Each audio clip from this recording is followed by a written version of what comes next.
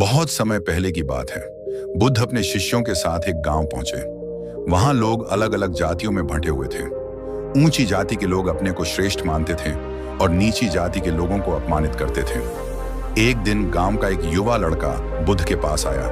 वह दुखी था और बोला, गुरुजी, लोग मुझे नीची जाति का कहकर अपमानित करते हैं। क्या सच में जाति ही इंसान की पहचान है?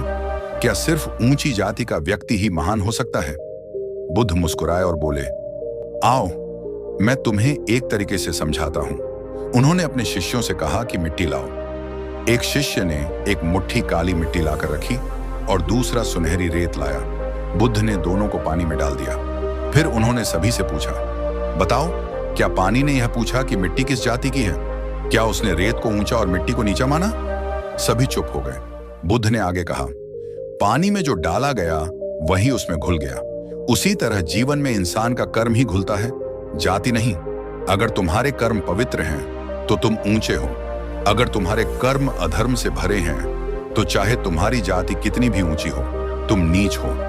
लड़के की आंखों से आंसू बहने लगे। उसने समझ लिया कि इंसान को महान बनाने वाली चीज उसकी जाति नहीं बल्कि उसके कर्म है। बुद्ध ने अंत में कहा, जाति से कोई छोटा बड़ा नहीं होता। जैसे बीज बोने से ही पेड़ उगता है, वैसे ही कर्म से ही इंसान की पहचान बनती है। सीख जाति जन्म से मिलती है पर सम्मान कर्म से। जो कर्म में श्रेष्ठ है वही वास्तव में ऊंचा है। ऐसी ही इंटरेस्टिंग स्टोरीज को सुनने के लिए हमें फॉलो करें और हमें अपनी राय कमेंट बॉक्स में बताएं।